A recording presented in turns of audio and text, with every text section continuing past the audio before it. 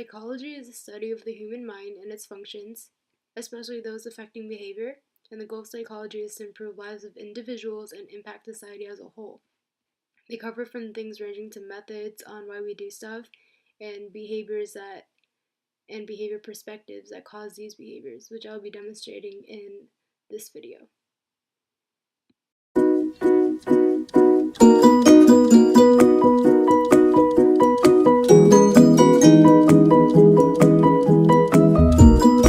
In the beginning of psychology, when they didn't have actual methods for treating mental illnesses, they had a method called trephination, which is the drilling of a hole in a head to let demons escape.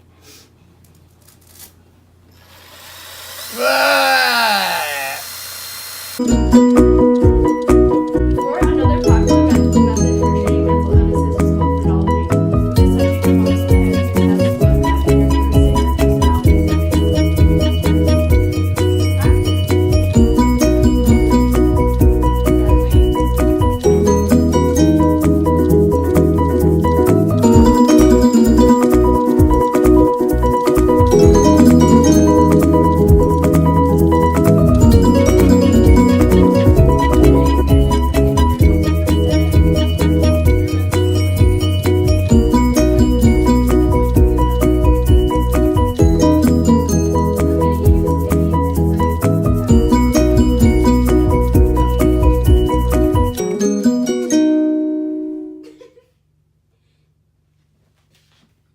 Now you're going to take this test and we'll see what score you get.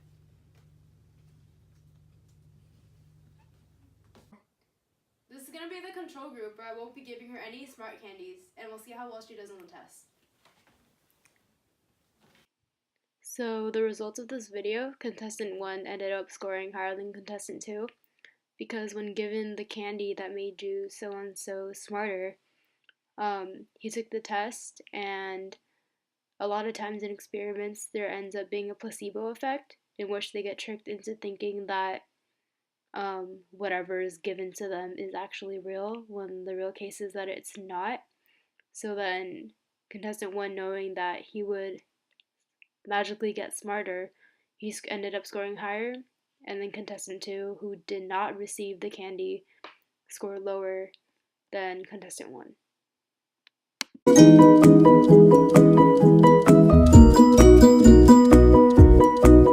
Contributing factor to psychology was the founding fathers of behaviorism, Pavlov and Watson. They conducted an experiment on baby Albert, exposing rats and hitting a hammer really loud so that eventually he would develop a fear of white rats.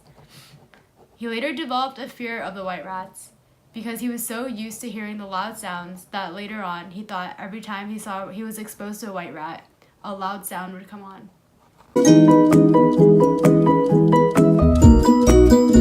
Another contributing member to psychology was John Locke. He was a physician and psychologist and also a founding father of liberalism. He believed in tabula rasa, which is that babies are born with a blank slate.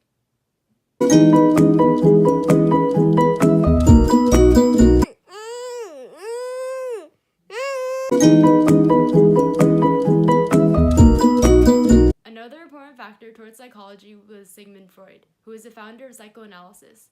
Psychoanalysis is a study of the unconscious mind using therapeutic methods.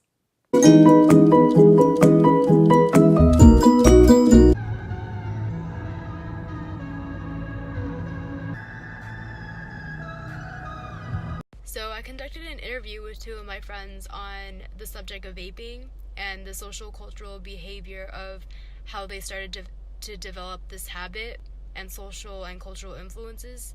I do not condone any of this behavior under the age of 21 or just, smoking or vaping in general.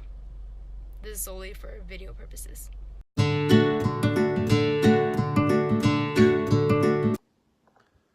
Yeah, no problem. So the social aspect of vaping as of right now is just more influence in the social setting as of right now.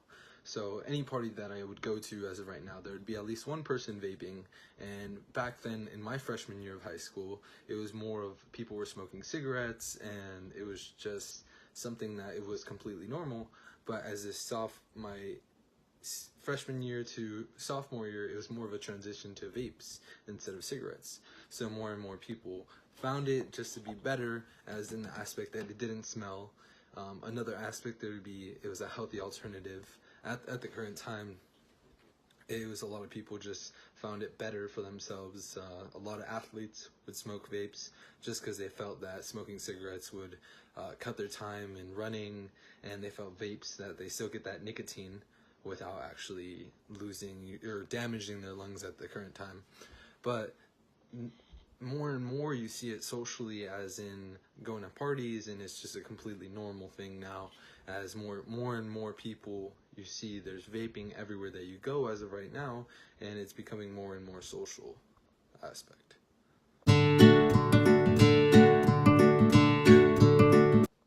So culturally wise is that more and more people want to live a healthy lifestyle, and the main area would be California. People like to live the healthy lifestyle, so that's what they would choose more of alternative from smoking a cigarette to actually smoking vape. Because as of right now, people think that it's healthier and it's better for you than actually smoking a cigarette, which can produce lung cancer in years of coming eventually.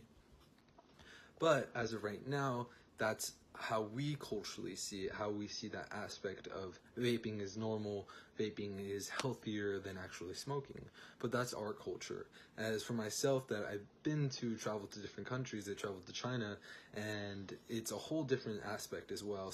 Smoking cigarettes is a total norm, as is smoking vapes. Vapes is nothing compared to actually smoking a cigarette. Smoking a cigarette is completely normal as just smoking it in the train.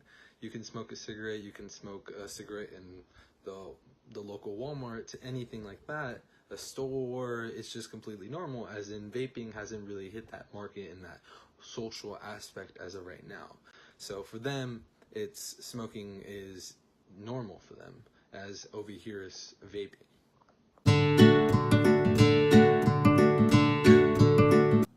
Okay, so the same question as earlier. How did you get influenced into vaping socially and culturally? Well, I went from cigarettes to dipping and cigarettes at the same time. So I really did enjoy the nicotine high and the feeling of it. And so with vaping, it was a lot easier to conceal. There was no smell. There's no like smoke smell on you. There's nothing in your teeth. No dip. And so it was just a lot easier to conceal from hiding it from your parents.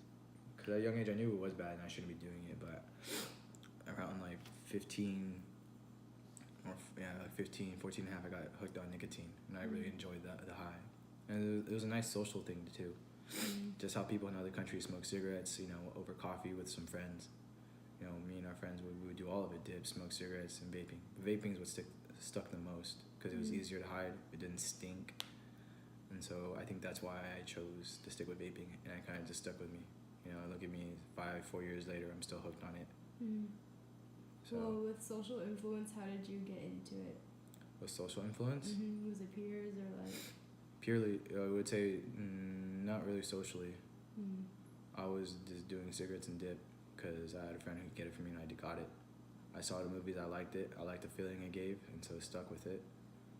But I guess it was somewhat socially because I tried it off a friend, and I still got somewhat the same feeling without the smell.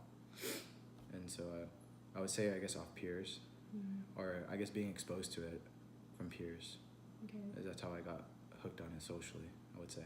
What about culturally? Like this generation, 16 to 18-year-olds, we're somehow able to get access to vapes and e-cigarettes. And do you think, why do you think we do it so often now? Because a lot of other kids are doing it. And like I said before, it's the same thing. Nicotine's been around for a few thousand years. And so it's something that's always just been around, but it's just in a different form. And it's more easily accessible, and it's easier to hide. So I can see why it can be more addicting or more, I guess, more appealing to most people because you don't smell, it doesn't stink. A lot of young people do it. It's easy to hide. So I can see why it could be socially